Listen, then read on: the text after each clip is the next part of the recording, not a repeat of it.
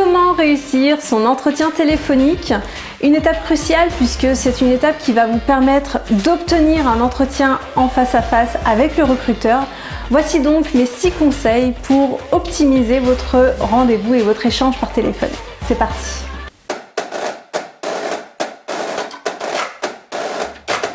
Un entretien téléphonique est généralement une étape de présélection, c'est-à-dire que le recruteur, donc que ce soit un responsable RH, un chasseur de tête ou un chargé de recrutement, va procéder à un premier tri des CV, des candidatures qu'il aura reçues. Donc il va falloir tenir compte de certains paramètres pour optimiser ce rendez-vous, cet échange par téléphone, autant sur le fond que sur la forme. Un entretien téléphonique a pour vocation d'être bref, d'être plus court qu'un entretien en face à face. Donc il va falloir se rendre accessible pour que le recruteur n'ait pas à tendre l'oreille et à comprendre ce que vous dites finalement. Donc articulez dans un premier temps lorsque vous expliquez vos propos, soyez très vigilant par rapport à ça, rendez-vous compréhensible et adoptez des formulations concises, synthétiques pour aller droit au but. Pour vous améliorer à ce stade, je vous conseille de vous enregistrer lorsque vous allez préparer votre entretien et vous entraîner. Donc, lorsque vous allez écouter votre bande son, alors je sais que beaucoup de candidats n'aiment pas entendre, écouter leur voix, mais ça fait partie des exercices qui peuvent être très efficaces pour vous améliorer rapidement. De là, lorsque vous allez écouter la bande son, vous allez vous demander si vos propos sont convaincants, si on a envie d'écouter ce que vous êtes en train de dire. C'est important que vous puissiez prendre du recul par rapport à ça. De là, vous allez en profiter pour repérer les tics langagiers, vous savez, tous les les les du coup. Donc une fois que vous les avez repérés, corrigez-les au quotidien pour perfectionner la qualité de votre discours. Sachez que par téléphone, on se laisse plus facilement distraire. Tout l'enjeu durant cet échange par téléphone, ça va être de capter l'intérêt du recruteur tout au long de la conversation. Donc le dynamisme est un facteur très important. Alors vous allez me demander, oui, comment être dynamique au téléphone? Eh bien déjà le ton, la tonalité de voix, en donnant un rythme à vos propos.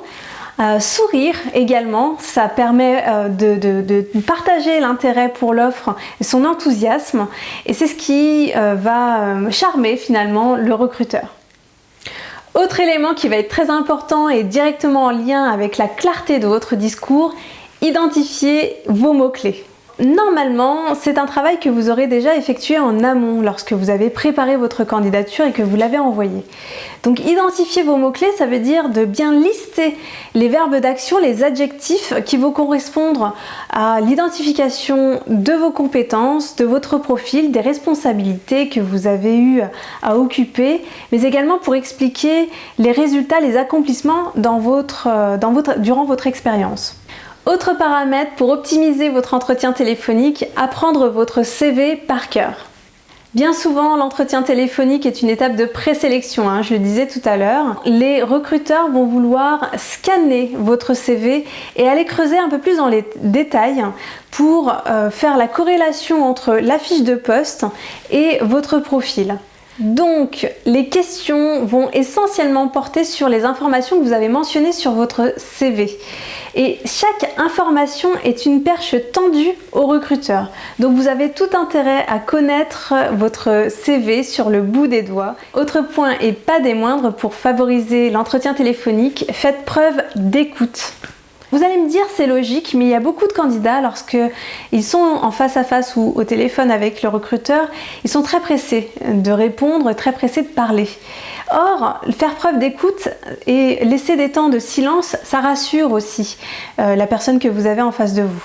Donc je vous conseille de laisser 2-3 secondes, un laps de temps pour bien vous approprier les informations et les questions du recruteur, quitte à prendre des notes aussi, puisque pour nourrir l'échange, vous aurez certainement des questions à lui poser ensuite. Ce qui m'amène à la fin de l'entretien, et donc là, ce sera de bien boucler la boucle. Par déduction, l'entretien téléphonique n'est pas la phase finale du recrutement. On sait qu'il va y avoir d'autres étapes. Donc ça va être important pour vous de poser la question au recruteur et de demander quelles sont les prochaines étapes, comment va se passer le processus de recrutement. La fin de l'entretien, c'est le moment également d'éclaircir certaines zones d'ombre. Donc prenez le temps aussi de lui poser des questions sur le poste et ça vous permettra de bien préparer la suite du recrutement lorsque vous serez rappelé. Voilà, c'était mes conseils pour favoriser l'entretien téléphonique et le réussir. J'espère que cette vidéo vous a plu. Si elle vous a plu, mettez un petit pouce bleu. Abonnez-vous à cette chaîne pour recevoir mes dernières vidéos et je vous dis à très bientôt sur milacoach.com.